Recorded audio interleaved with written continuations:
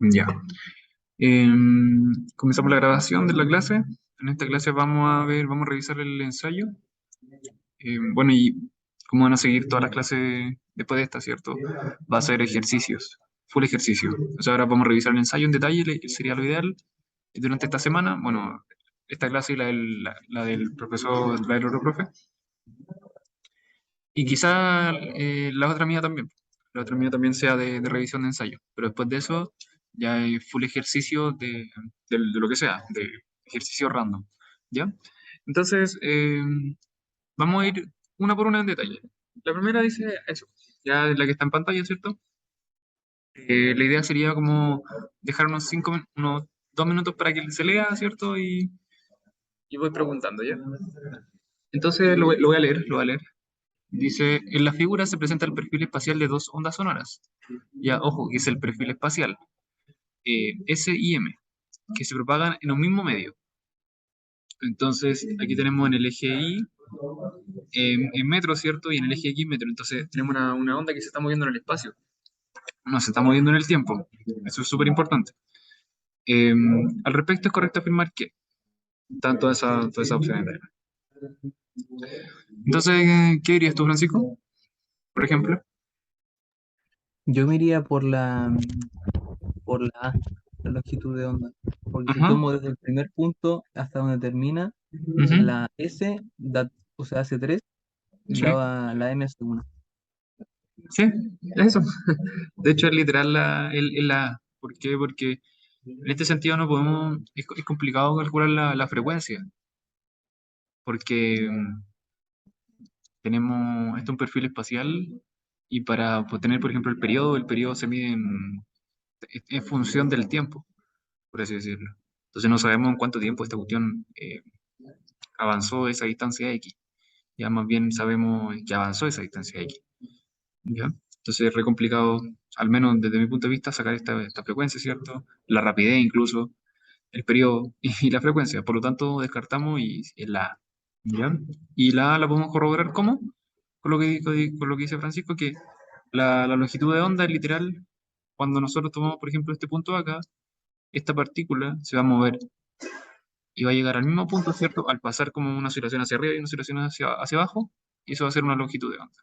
¿Ya? Entonces al final hay tres de estas, ¿cierto? En S y hay una de estas en M. ¿Ya? Entonces una relación de 3 a uno, es decir, es el triple. ¿Ya? Es lo que decía Francisco. Creo que quedó claro, así que como a la siguiente. ¿Ya? Son como, creo que 30 preguntas, así que igual la idea sería avanzar rápido. La segunda. Dice, una persona conduce su automóvil de madrugada por una carretera con mucha neblina. Hay mucha neblina. Si al encender sus luces se percata que gran parte de la luz regresa hacia el automóvil. ¿A qué fenómeno se atribuye correctamente lo ocurrido con la luz? Tenemos refracción, difracción, absorción y reflexión. Yo me voy por reflexión. ¿Reflexión? Sí, es la reflexión, de hecho sí. Porque refracción sería cuando... dame un segundo. Cuando pasa de un medio a otro, si no me equivoco. Sí, cuando pasa un medio. No, dale, no, dale, no. Sí, la reflexión es de un medio a otro. Entonces, voy a hacer el dibujo igual. Si tenemos la línea de la separación del medio, este medio está con una índice de reflexión N1, N2, ¿cierto? La onda viene y al momento de cambiar, ¿cierto? De medio, ¿qué va a pasar? Se va a desviar, ¿cierto? Se va a desviar hacia más cercana a esta línea horizontal o más lejana. Eso depende de las variables que componen este fenómeno. Eh, Difracción, ¿cuál es la difracción? Difracción creo que es como cuando se dispersa, como en Ujú. varios, cuando pasa de un medio a otro y salen varios distintos rayos proyectados, si no me equivoco. No me acuerdo. La difracción es cuando, por ejemplo, la onda pasa por, no sé, agujeros pequeños. De hecho, el fenómeno de difracción es lo que nos permite a nosotros, por ejemplo, escuchar a la gente que está hablando en una pieza de al lado. Ya, porque ¿qué pasa? Que lo que están hablando en la pieza al lado, las ondas se van por bajo la puerta en la separación que está bajo la puerta, eh, en gran parte, y esa llega al final hasta nuestro oído, ¿cierto? Entonces yo creo que lo pueden recordar así. Si tenemos una abertura, por ejemplo, y viene una onda como así, ¿cierto? Cuando llega a la abertura, va a cambiar va a cambiar quizás su dirección, ¿cierto? Y todo ese fenómeno. El fenómeno de la doble rendija. No sé si te recuerdas con eso, Francisco. Sí, ahí con el ejemplo de la puerta me acordé cómo era. Claro. Y las absorciones, eh, absorber. Por ejemplo, tú que estudias música, pues, o sea, que te gusta la música, se se Como usan con los especies paneles de, de esponja, claro, cosas así. aislante para absorber el sonido, ¿ya? Entonces tiene un efecto contrario a la difracción. Se absorbería un poquito y no podríamos escuchar al final, ¿ya? Entonces sí, es la de la reflexión, ¿ya? Como lo siguiente. La idea también es como ir repasando, ¿cachai? Como para que sea también un recordatorio. Esto dice, un sonido de frecuencia F y longitud de onda lambda se propaga en el agua con rapidez V. Entonces, ¿cuál es el periodo de esta onda sonora? Dale, te doy unos segundos y lo hacemos.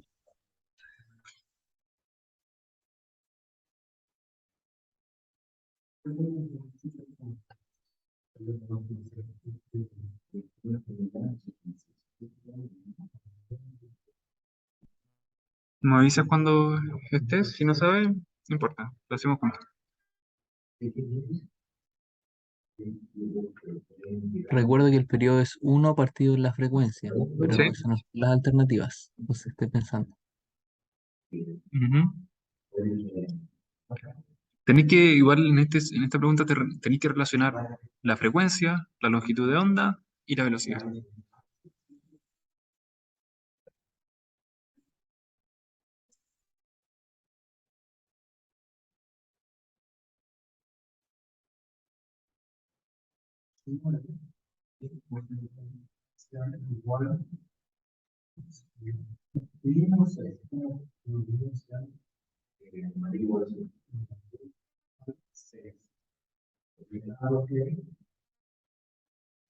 No, en verdad no sé cuál es. Ya, vamos a hacerla, no importa.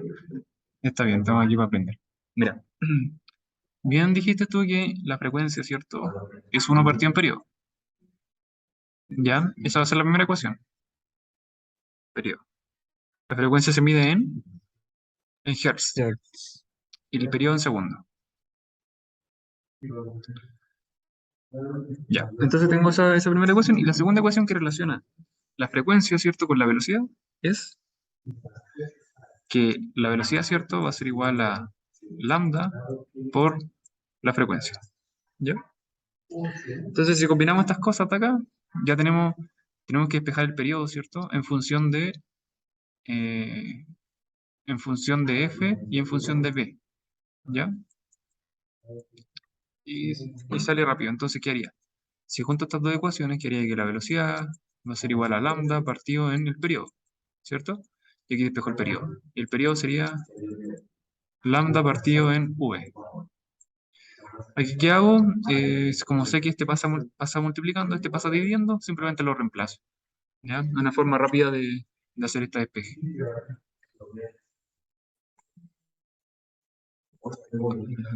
¿Ya? ¿Y cuál sería la A, po? Lambda partido en v. ¿Ya claro? Sí, perfecto. Ya, buenísimo. Lo importante es acordarse de esa ecuación, que es chiquitita, pero es muy útil. Esta, más la de... Creo que son esas. Son dos. Ya con estas dos sacáis todo, de hecho. Entonces con estas dos ya estáis listos. Y la podéis combinar, ¿cierto? Hacer combinaciones de ella. Por ejemplo, si te dan el periodo y te dan la velocidad y lambda, no, perdón. Claro, te dan el periodo y queréis calcular, por ejemplo, lambda, tenéis el periodo, sacáis la frecuencia y con la frecuencia sacáis y con la velocidad sacáis el lambda. ¿Ya? Tengo un mensaje. Ya no importa. Una alumna que me dice que va a entrar más tarde.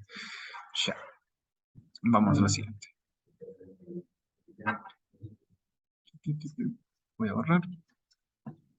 Vamos a la siguiente. Esta yo creo que te va a gustar porque como tú te gusta la música. Dicen, en el sistema inglés, las notas musicales se ordenan de la forma C1, D1, E1, F1, G1 y así, ¿ya? Y así sucesivamente. Entonces tienen un orden como por letra, ¿cierto? Pero también tienen un orden como por número. Entonces van subiendo los... Yo creo que tú lo entendí mejor que yo. Así Sí, es sucesivamente. la clave americana. Sí, sí, sí. Eh, La siguiente tabla muestra los registros vocales aproximados de algunos artistas. Tenemos Elvis, Tina Turner, Prince, supongo que Prince Royce, Adele. Ya y aquí están los registros vocales. ¿Ya? Entonces, la clave de este ejercicio es primero. Ah, bueno, inténtalo tú. Dice: si la nota E2 tiene la frecuencia de 82 Hz y la nota E5 tiene una frecuencia de 659 Hz, ¿cuál de los artistas alcanza una nota más aguda de acuerdo con la información proporcionada? Entonces, ahí está la alternativa. ¿Ya? Te dejo un ratito para que me intentes.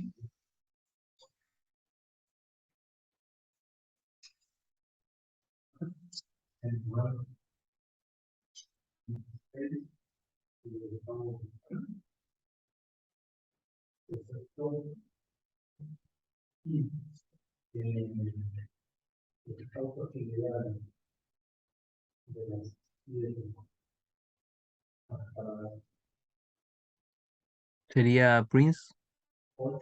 Qué rápido. Sí. Es que lo tomo como notas musicales. O sea, tengo el La 5, después está el Sol 6, después el Si 6 y después el Si 5. Entonces el Si 6 al tiro que es el más agudo. Mm, claro.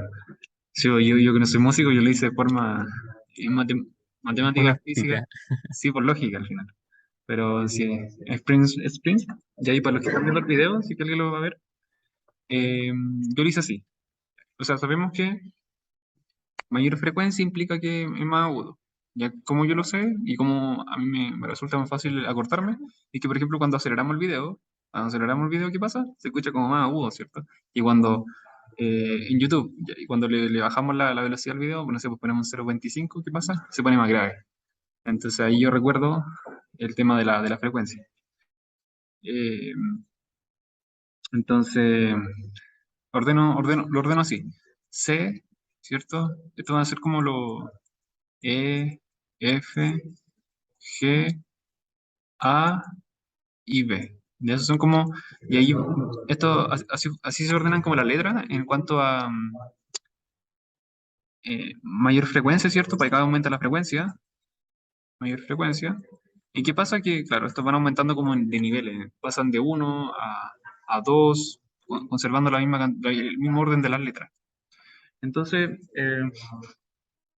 nosotros, ¿cómo lo...? Eh, Entonces lo que hago, claro, lo que hice aquí es ver la última de acá. La última es como, por así decirlo, letra, ¿cierto? Entonces veo que mientras mayor sea el número, mayor va a ser la frecuencia, ¿cierto? Y mientras mayor sea la letra en este orden, ¿cierto? Mayor va a ser la frecuencia. Entonces, ¿cuál tiene el número mayor? Tenemos Tina Turner y Prince, que tienen, al final, llegan hasta a una nota más aguda, se podría decir. Entonces, ¿cuál tiene la letra mayor? G o B es más aguda. B es más aguda, ¿cierto? Que G está por acá, ¿cierto? Por lo tanto, sería Prince. ¿Sí? Algo así. Pero haberme explicado bien. Pero esa sería la respuesta. Ya lo importante es acordarse de que a mayor frecuencia es más agudo.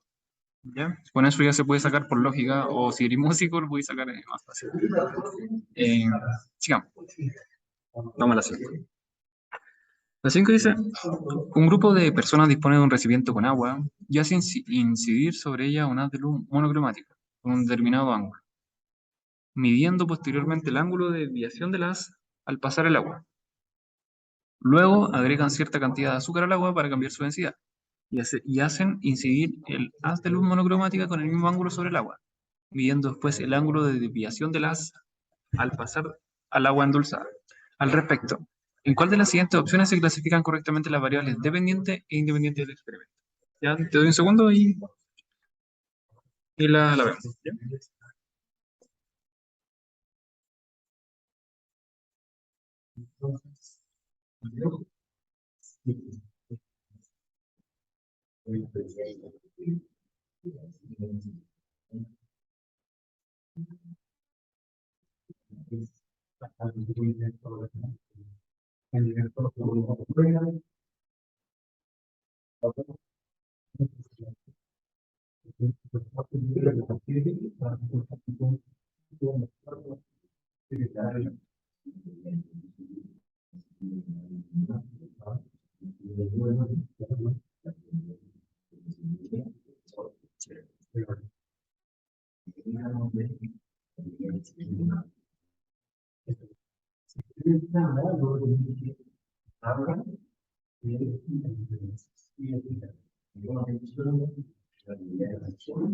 ¿Qué opinas, Francisco?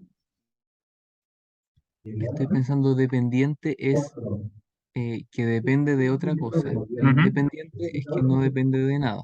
ujú, Y aquí yo sé que el ángulo de incidencia es ujú. independiente, porque va a ser siempre el mismo en ambos casos. Ya. Y eso solamente está en la alternativa, la D. Y la Ya. variable dependiente es la densidad de la sustancia. Ujú. Ya. Aquí, esta Pero no no, estoy tan seguro. esta no está correcta. Mira, hay que definir bien lo que sería la variable dependiente e independiente. Y eso me complicó. Sí, sí, no te preocupes. Variable dependiente hace referencia a que, por ejemplo, si yo varío, llevémoslo a este caso, ¿ya? En este caso, ¿cierto? Lo que estoy haciendo yo es teniendo distintos recipientes, ¿cierto? Y le pongo luz, ¿cierto? Y veo cómo cambia el ángulo al pasar por la sustancia, ¿cierto? Ujú. Entonces, yo primero tengo agua, hago pasar la luz, ¿cierto? Tiene un ángulo. Luego tengo, ¿qué? Le agrego azúcar, Algo con au- azúcar. aumenta su densidad. ¿Y qué pasa? Que al cambiar su densidad, el haz de luz cambia, ¿ya? Eh, Entonces sería dependiente el ángulo de desviación, porque depende de la sustancia, de la densidad de la sustancia. no, no, no, no. Ya, volvamos al punto. Entonces, claro.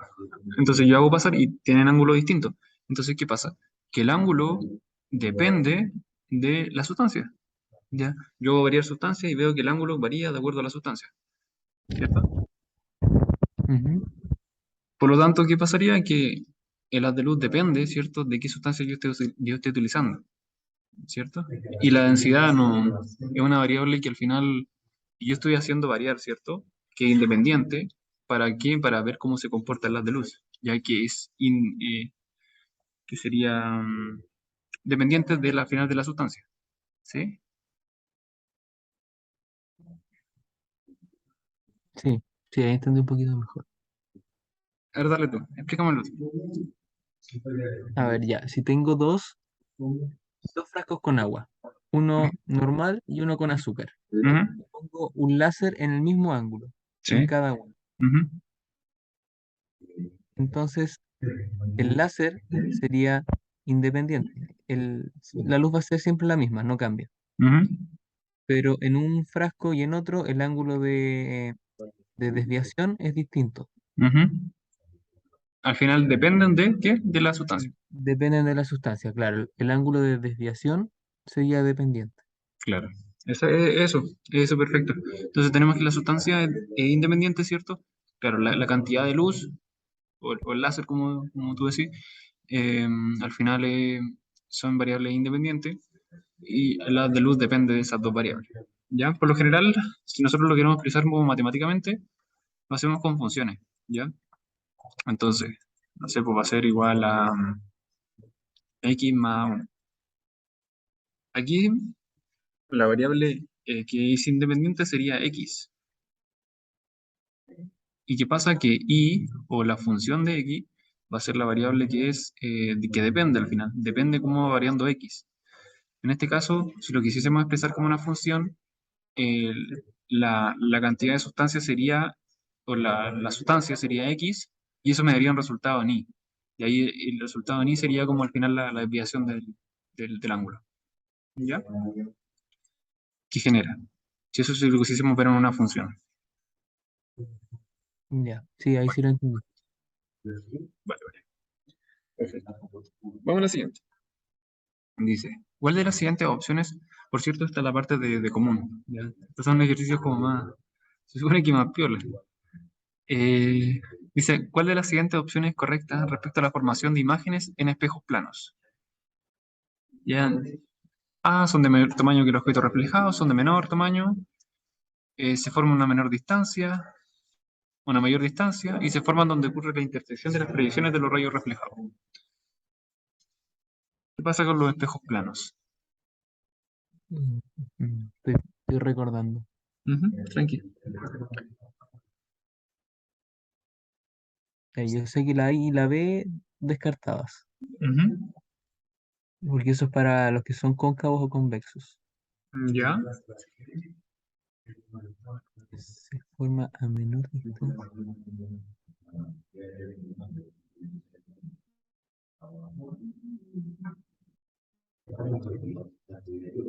Yo me iría por la E, pero en verdad no estoy seguro, porque podría ser la C o la D y no. Ya. Sí, no te preocupes. Ya. La A y la B, claro, corresponden a espejos que tienen curvatura. ¿Ya?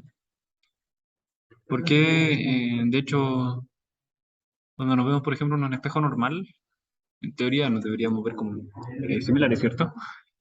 Se forman a una menor o mayor distancia, eso también es propio de los espejos que tienen curvatura. Ya, entonces, claro, sería por descarte en este caso la E. Entonces estáis bien. Ya, pero ¿por qué pasa esto? De hecho, si nosotros queremos esquematizar un poco lo que sería el espejo, sería lo siguiente. Si trazo un espejo plano, ¿cierto?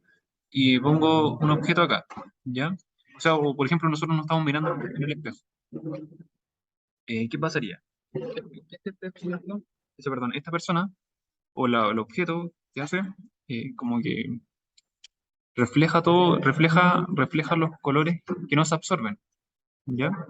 Es decir, por ejemplo, si el objeto es rojo, el objeto refleja todos los colores, o sea, perdón, refleja solo el rojo y absorbe todos los colores.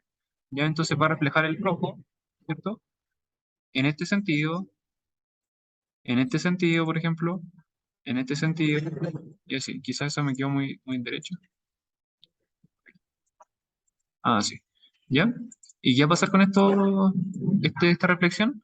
Bueno, ¿qué pasa con el, perdón, con el rojo al final? Se refleja. ¿Ya? ¿Y cómo se refleja? Se refleja así. Ya, de hecho, la reflexión la voy a hacer con azul para que se vea mejor. Ahí.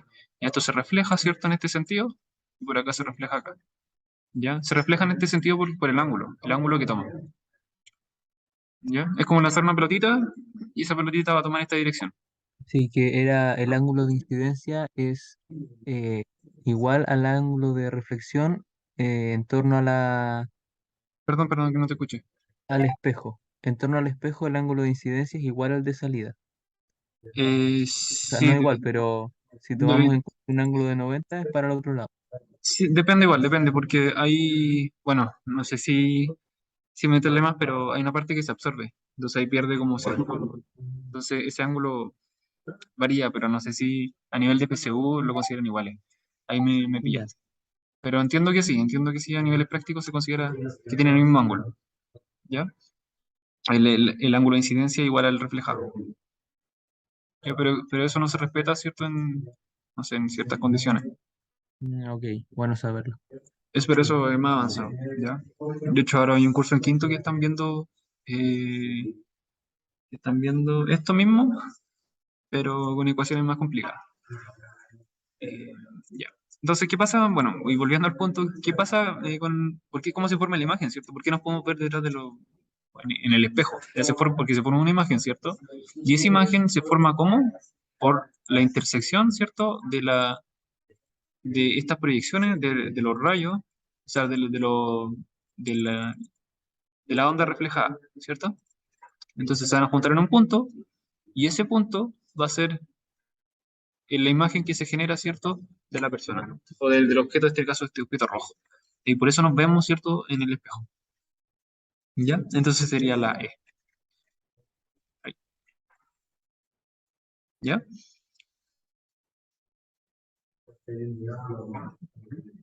Sí, perfecto. Sí. Ya, bacán. Entonces eso pasa con los espejos planos. Igual esta pregunta está buena porque por lo general se pregunta sobre cosas, espejos curvos, y a veces el espejo plano se deja un poquito de lado. Entonces es bueno preguntar. ¿Ya? Vamos a la siguiente. La siguiente dice, ¿estamos segundo? Lee la mientras, mira, yo me tiro. Que tengo que ver una cosa.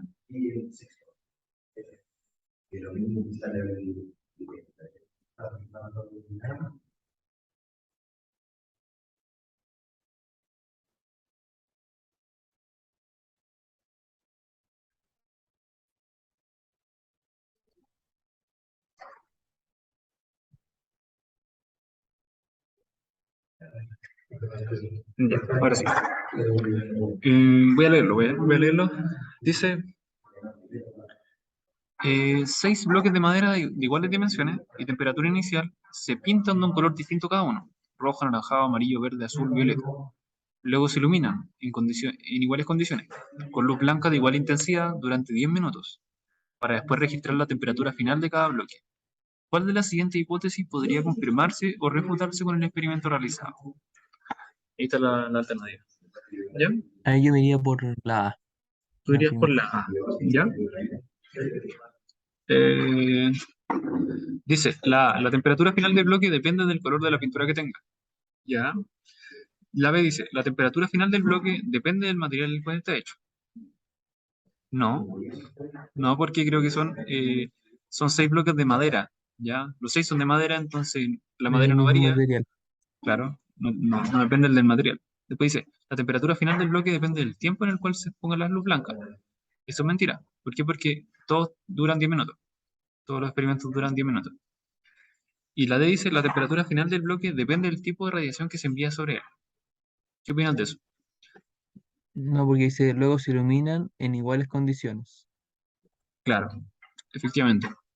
Eh, Eso. Iguales condiciones, entonces al final sería la A porque dice la temperatura final del bloque depende del color de pintura que tenga. ¿Por qué? Porque los bloques son distintos. Entonces probablemente aquí hayan querido ver cómo varía la temperatura del bloque, ¿cierto? Dependiendo del color. Por lo tanto, es la letra A. ¿Ya? Así que perfecto. Tú has seguido bien, Francisco. Te has equivocado acá, ¿no? Sí. Pero bien, bien, muy bien. Ya, sigamos. Eh, Esto hasta las 19:40, sí.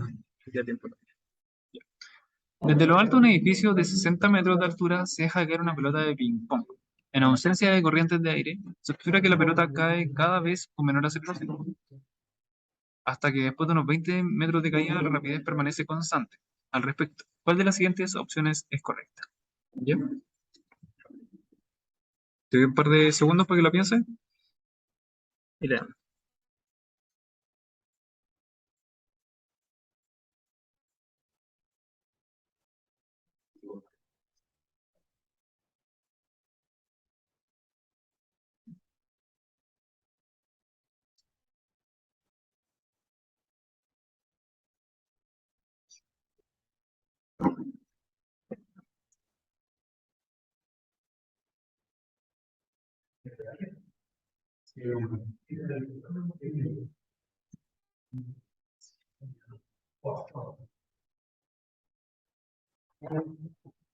Estoy dudosa, pero podría ser la C. Estoy entre la A y la C. Entre la A y la C. La D la descarto porque el peso de la pelota no disminuye. Ya. Vamos a hacerlo. Y la E también porque es falta. Ya, hagámosla. Entonces, ya, tenemos un edificio, ¿cierto? Que es de 60 metros de altura y se deja caer una pelotita, ¿ya? No hay corriente de aire, por lo tanto la pelotita, ¿qué va a pasar? Va a empezar a caer así en línea recta hacia abajo. Si hubiese una corriente de aire, ¿qué pasaría? La pelota como que se va así como para cualquier lado. Después dice, se observa que la pelota cae cada vez con menor aceleración, ¿ya? Hasta que después de unos 20 metros de caída la rapidez permanece constante. ¿Qué pasa cuando la rapidez permanece constante? Ya no hay aceleración, Claro, la aceleración es cero. es cero. Entonces, ¿cuál sería la respuesta correcta? Dice, la atracción gravitatoria que el edificio ejerce sobre la pelota aumenta a medida que ésta cae hasta llegar a equilibrar el peso de la pelota.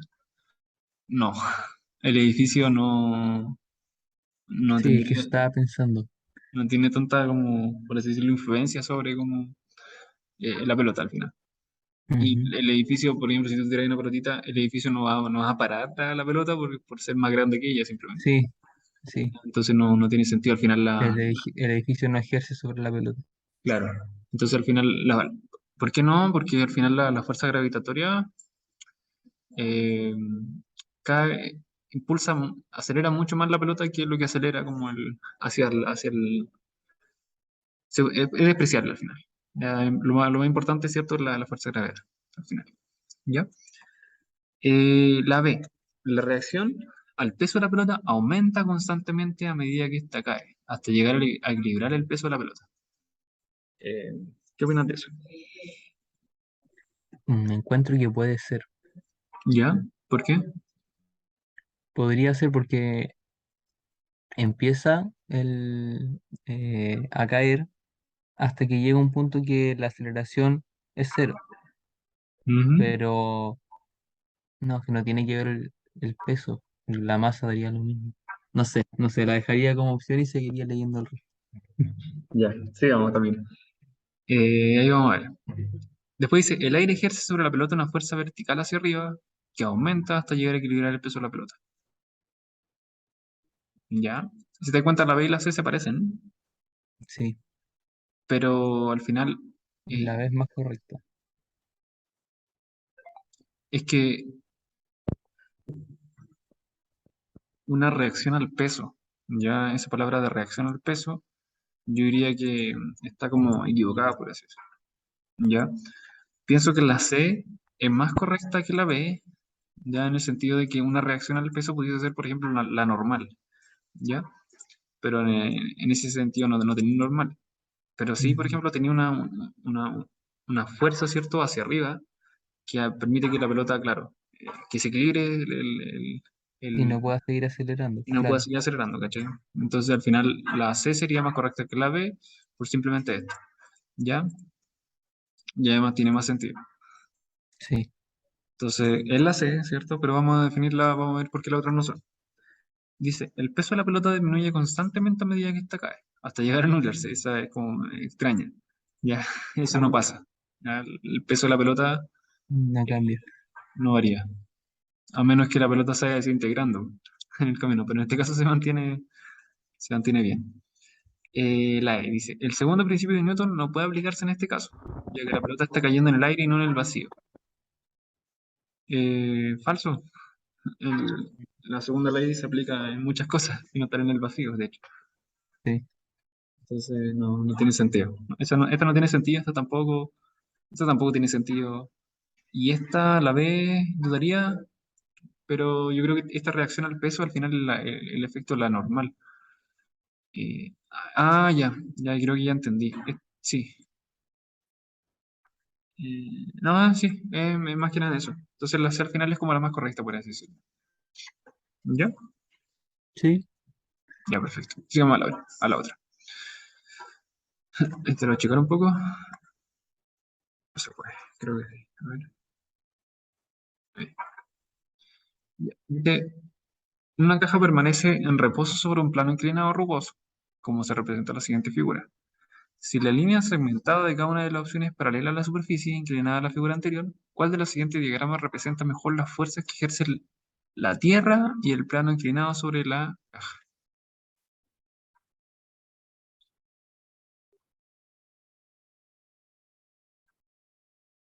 Son esas cuatro alternativas, ¿no es Sí, cierto? son cuatro, creo. Sí, son cuatro.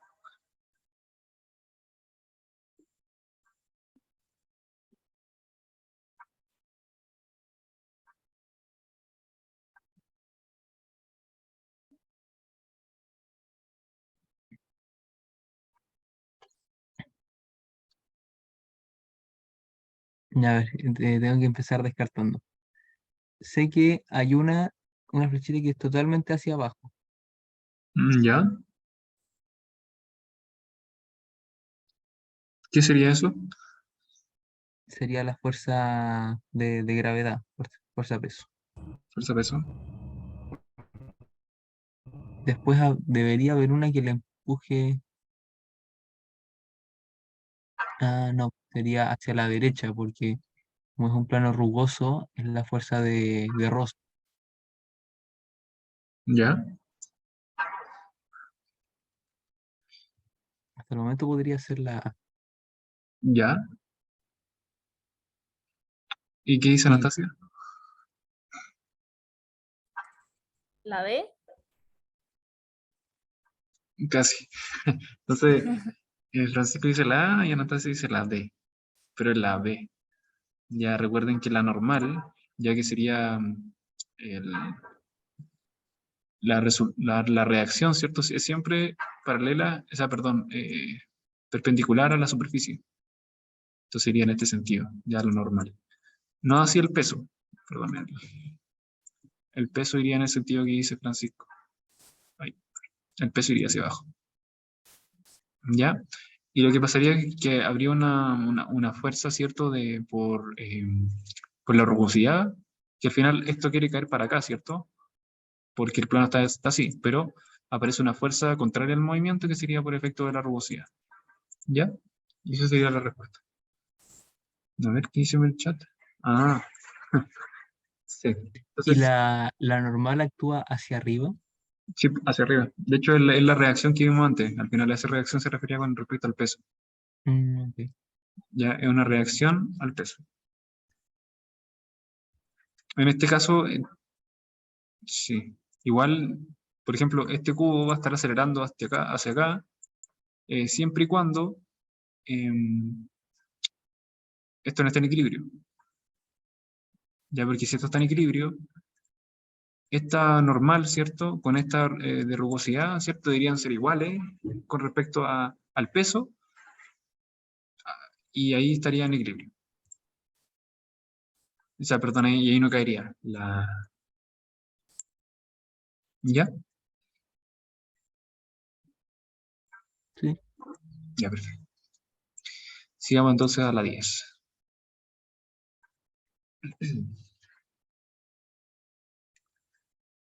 Dice, según estudios sistemáticos realizados por años, se ha demostrado que la magnitud de la fuerza roce no depende del tamaño del área de contacto, sino que depende de la masa del objeto, junto con los materiales de superficie y del objeto. Ante esto, un grupo de personas quiere verificar dicha independencia dejando deslizar varios bloques de distintos tamaños por una misma superficie inclinada. Entonces tenemos varios bloques, una misma superficie.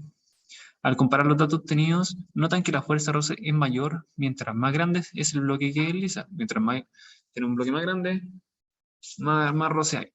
Ya, por lo que determinan que el tamaño del área de contacto entre el bloque y la superficie sí incide en la magnitud de la fuerza roce. Con la información proporcionada, ¿cuál de las siguientes afirmaciones acerca del estudio realizado por estas personas es correcta? Le doy un par de minutos y me dice.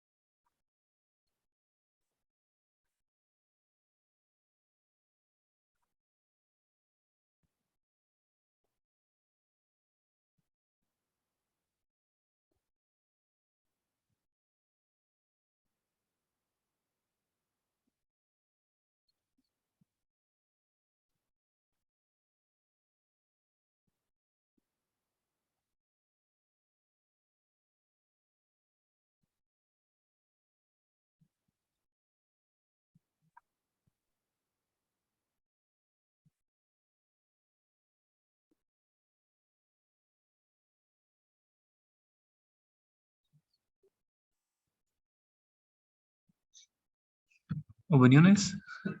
Yo estoy entre la A y la C. ¿Ya? ¿Anastasia?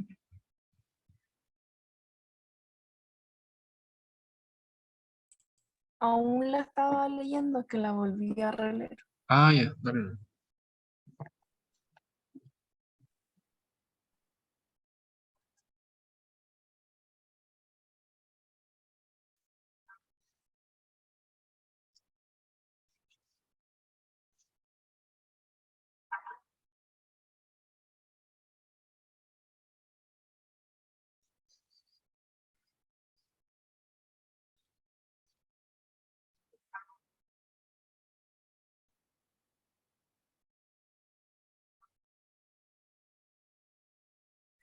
¿A qué se refiere con el tamaño del área de contacto? Por ejemplo, si tú tienes un lápiz, el lápiz tiene una punta. Entonces, si el lápiz lo colocas así, ¿cierto? Y lo haces deslizar, eh, es distinto a un área de contacto, por ejemplo, que esto, que tiene como esta área, así. Entonces, si tú lo pones así, este tiene más área, ¿cierto? Eso. Se refiere como al área de contacto entre el objeto, ¿cierto? Y la superficie, donde desliza. ¿Se entiende? Ah, ya, sí.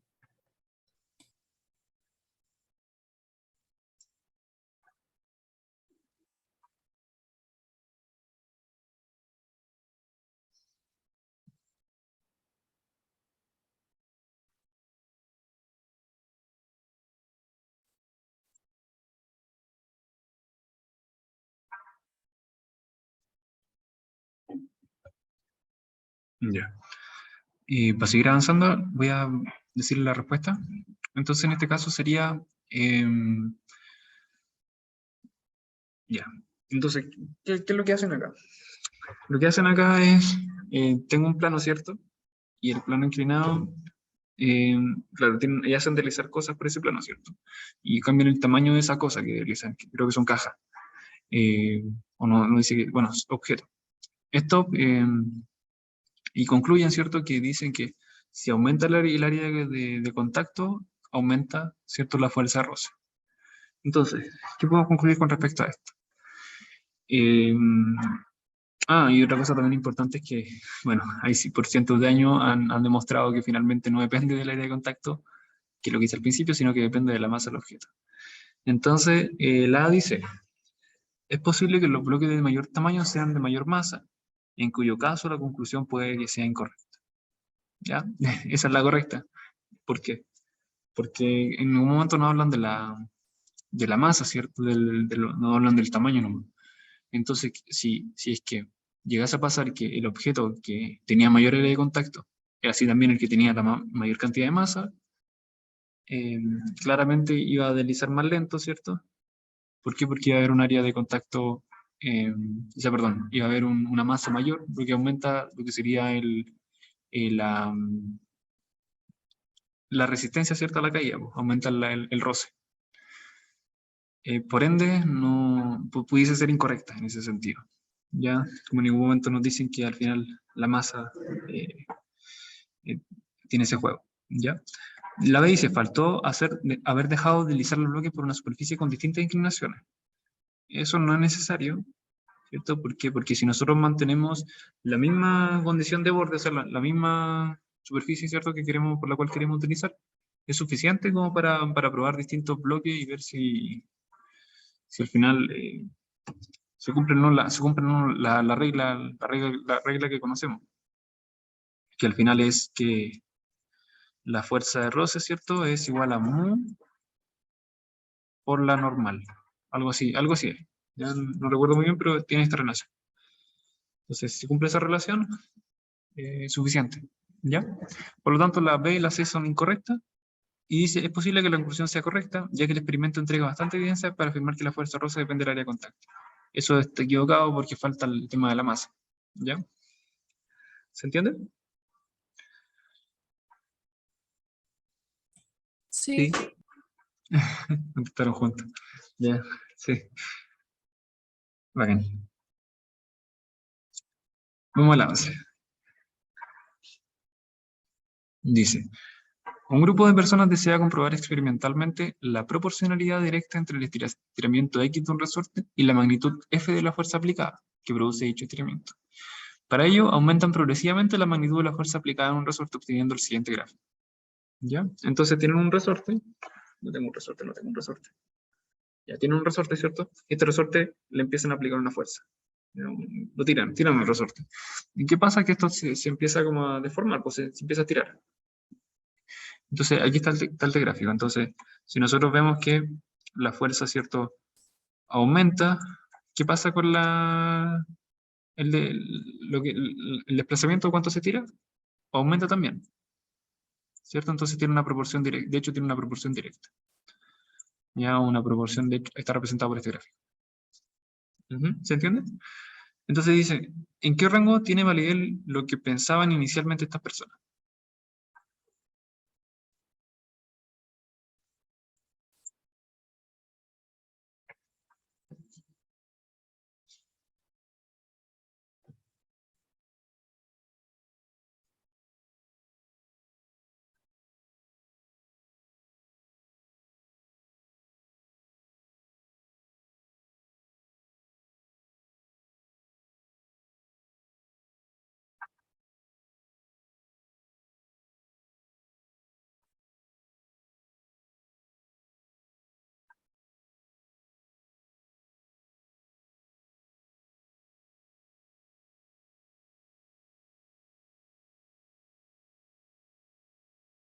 La D.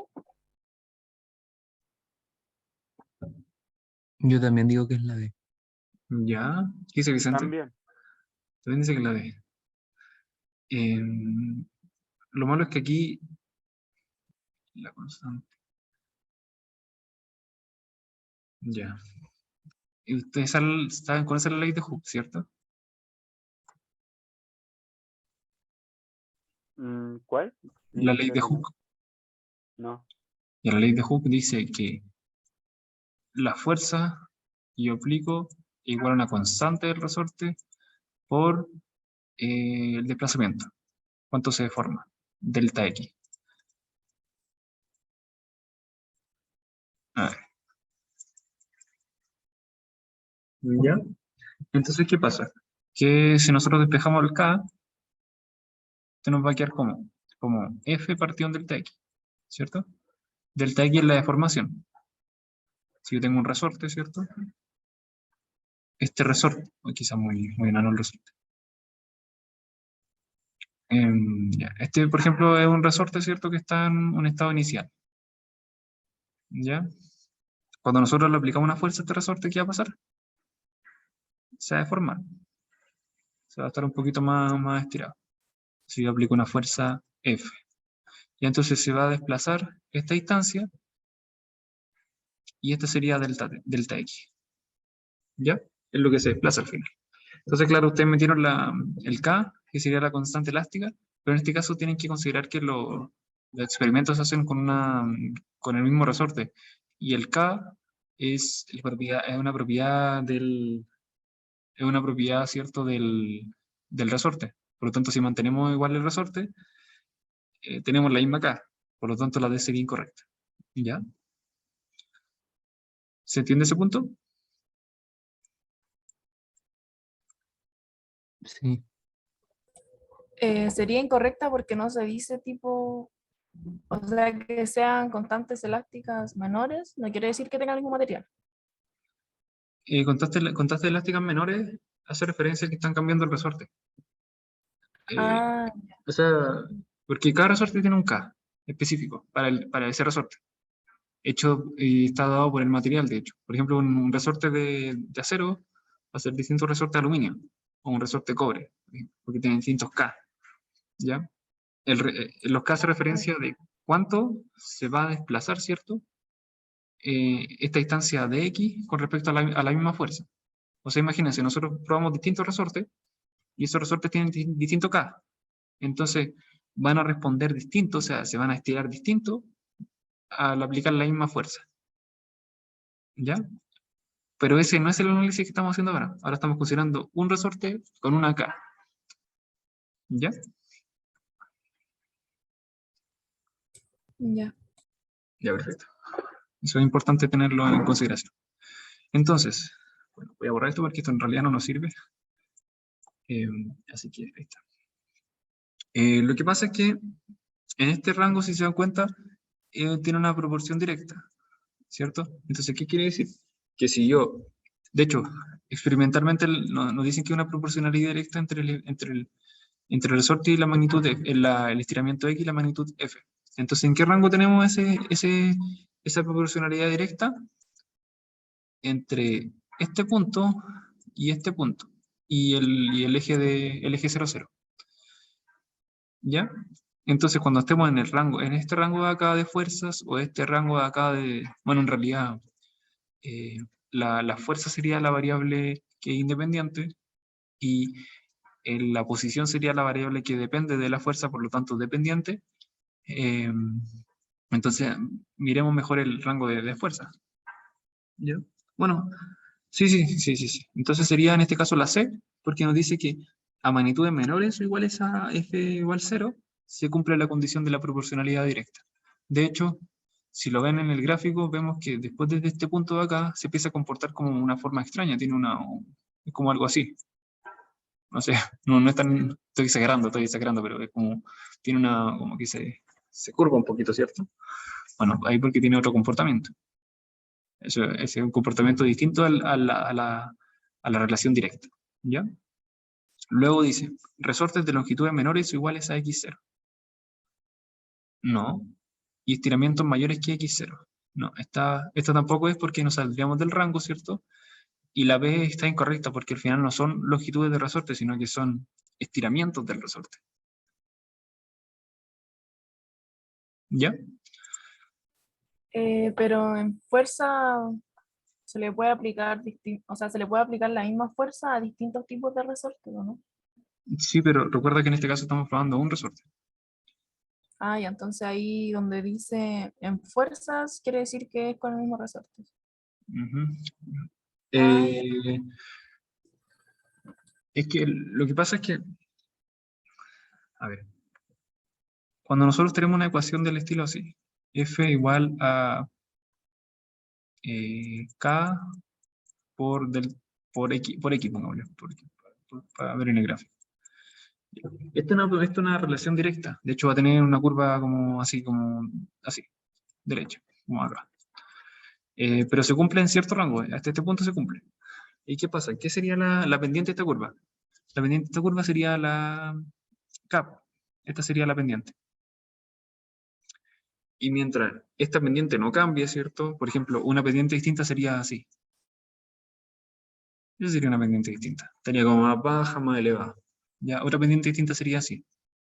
Y ahí estaríamos hablando de otros resortes, porque la pendiente en este gráfico representa la K. Está representada por la K. Entonces, distintas K no implican distintos resortes. Por lo tanto, si nosotros mantenemos la misma pendiente, estaríamos hablando de ¿qué? Del mismo resorte, por así decirlo. Entonces tendría sentido que fuese un solo resorte. ¿Ya? Y así de forma experimental también tendría sentido. ¿Por qué? Porque eh, estamos evaluando la fuerza, ¿cierto? Y el estiramiento. Entonces, si nosotros cambiamos de resorte, ¿qué pasaría? No tendría sentido, porque no se cumpliría, ¿cierto? No podríamos evaluarlo. ¿Ya? ¿Se entiende? Sí, profe. Ya. ¿Los demás chiquillos? Vicente, Francisco. ¿Sí? Vicente, ¿Cómo? ¿entendiste? Supone que eso era... no sé cómo explicar. Sí, tranqui. Supone que era... ¿Cuál era, dijo? La C. La C. Para magnitudes menores iguales a F0 se cumple la relación directa. ¿Ya? Y recuerden que la curva directa es una curva lineal. Literalmente lineal, así como esta. Entonces, para rangos menores a esto se cumple la relación. Bueno. ¿Y por qué era eso? em, Sí. a Supone ver, que es por el material, pues. ¿cómo? Pero... Supone que es por el material del resorte, pero... Sí, ¿Para qué era el gráfico? es que lo que hacen aquí es un resorte, ¿cierto? Le aplican distintas fuerzas, o le aplican una fuerza, ¿cierto? Y este resorte se tira hasta distintos puntos. Ya, el X representa cuánto se está tirando este resorte. Ah, Ya. ya. Por ejemplo, tengo un resorte, ¿cierto? Ahí. Ya este resorte normal. Y si yo al resorte le aplico una fuerza, se va a estirar un poquito. Pasa en la vida real, ¿no? Se estira esta distancia de aquí, que vamos a llamar X. Se estira esa distancia. Entonces, para distintas fuerzas, ¿cierto? Se va a estirar, proporcionalmente se va a estirar una cantidad. Entonces, para valores menores a una fuerza menor a F sub 0, que sería este rango acá, ¿cierto? Va a cumplir que se va a estirar en una forma directa, ¿cierto? En la posición o esta distancia aquí del resorte. ¿Se entiende? Sí, Ya. Bueno, cualquier cosa ahí voy a revisar la grabación. Así que te quedando. Pero eso. ¿Ya es para que sigamos? Ya. Bueno, él le dice, respecto a las 4 ondas sísmicas que se producen cuando las placas tectónicas se friccionan entre sí, es correcto afirmar que es válida solo para el sistema Tierra-Luna. Entonces, al final tenemos que definir cuál es correcta con respecto a las 4 ondas que se generan cuando impactan estas placas cuando se friccionan estas placas tectónicas. ¿Doy un par de segundos?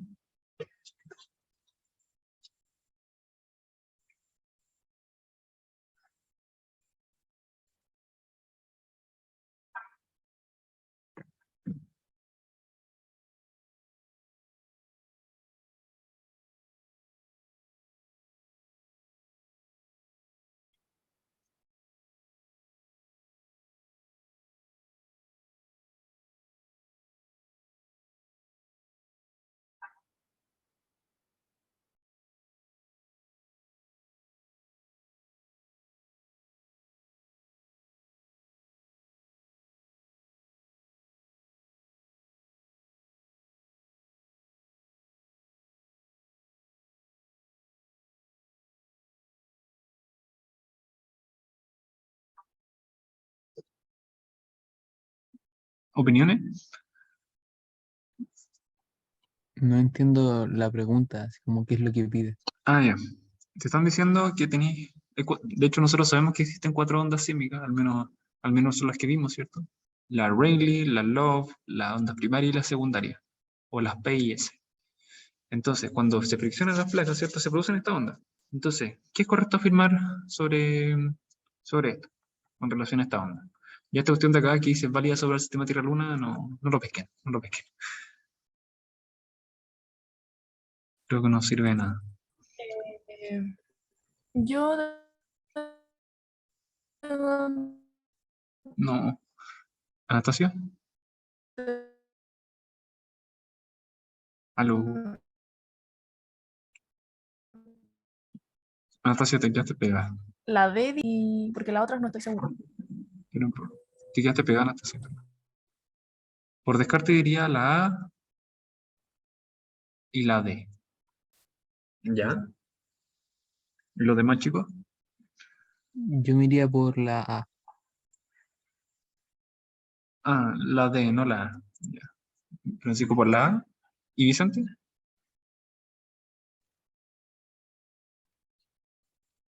no sé. Bueno, no importa. Vamos a ver, vamos a ver. Ya. La A dice se generan todas al mismo tiempo y luego se desplazan con distintas rapideces. Eso es falso. ¿Ya? Las que primero se generan son en el epicentro. Epicentro. Dame un segundo, que no les quiero decir algo incorrecto.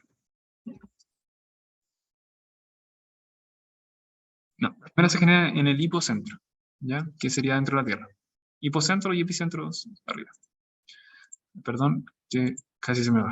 Entonces, las primeras se generan en el hipocentro. ¿Ya? En el hipocentro se generan ondas tipo primaria y secundaria. ¿Ya? Y estas cuando llegan al epicentro, se van a trasladar por la Tierra, ¿cierto? Y cuando llegan al epicentro, ahí se empiezan a formar las ondas Rayleigh y Love. ¿Ya? Eso es lo primero. Entonces la A sería incorrecta porque no todas se generan al mismo tiempo. Pero sí se desplazan a distintas rapideces, eso es cierto. Pero lo primero no. La D dice, se generan todas en el mismo lugar y solo 2 de ellas llegan al epicentro. Eso es falso. ¿Por qué? Porque no todas se generan en el mismo lugar. ¿Ya? De hecho, dos se generan en el epicentro, en el hipocentro, y otras dos se generan en el epicentro. ¿Ya? La C dice, solo las ondas generadas en el hipocentro transportan energía. ¿Qué opinan de eso? Que es falsa porque todas transportan energía, ¿o no? Porque son ondas, así que tienen que tener energía. Claro, y de hecho, sí, sí, sí.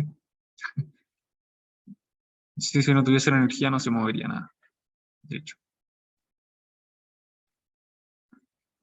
Así que bien. Ya, la D dice, las ondas se propagan, eh, que propagan energía del interior de la Tierra hacia el exterior, son comúnmente las más destructivas. ¿Qué opinan de eso?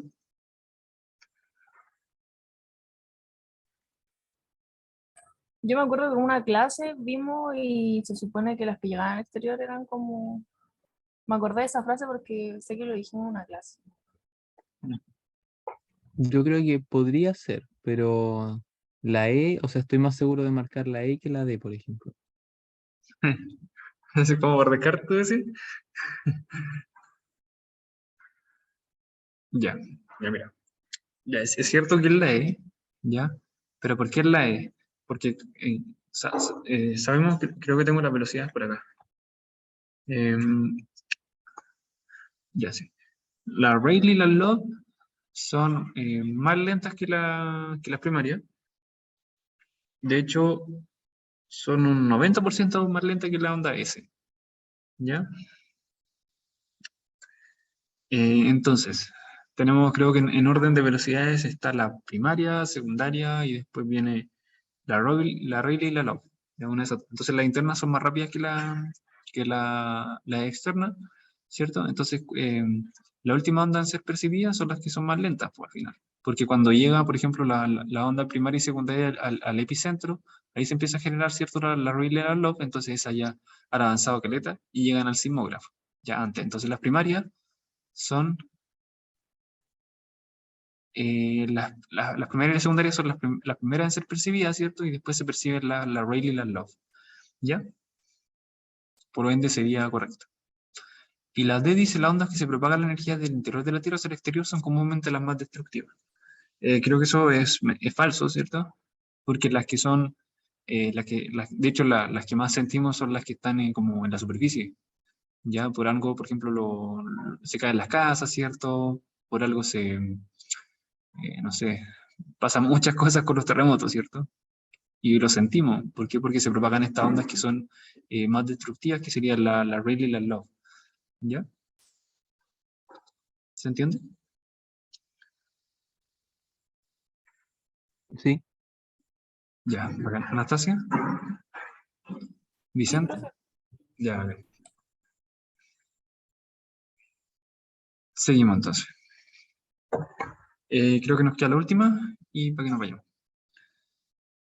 Dice, fuerza de atracción gravitacional que ejerce la Tierra sobre un cuerpo que se encuentra en o muy cerca de la superficie terrestre.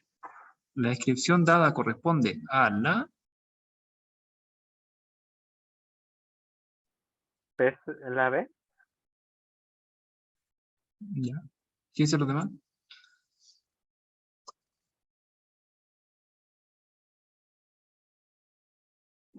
sí, la B. Anastasia.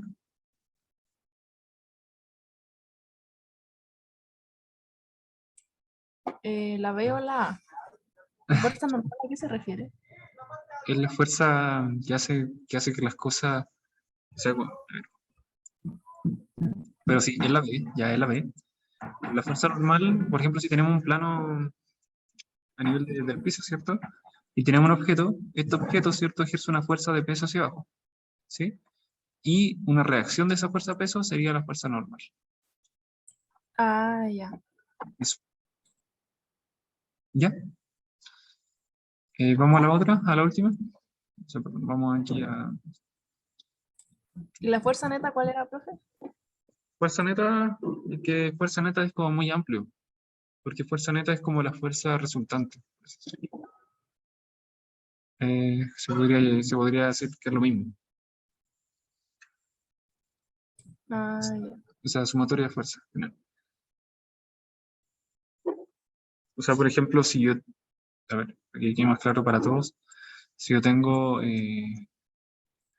un objeto, ¿cierto? Y este objeto está siendo tirado para allá con 50 newton de fuerza, y para allá está siendo tirado como por 30, entonces si sumamos esta fuerza va a salir la fuerza neta, ya que va a ser de 20 newton hacia allá, y que va a ser nuestra fuerza neta. ¿Sí? Y al final el objeto se va a mover hacia donde esté la fuerza neta, o la fuerza resultante. Bueno, Sí, profe. ya bacán. Turu, turu, turu, turu, turu. Borro, borro, borro. Ahí está. Ya, yo creo que dejémoslo hasta acá porque si no se me va a pasar el bus. Ahí hicimos 13, la idea sería seguir avanzando. Le voy a decir que llegamos hasta la 13 al otro profe. Y así que yo creo que la otra semana igual vamos a revisar este ensayo para que vengan, pues, y recordemos cosas. Voy a pasar la lista. Eh,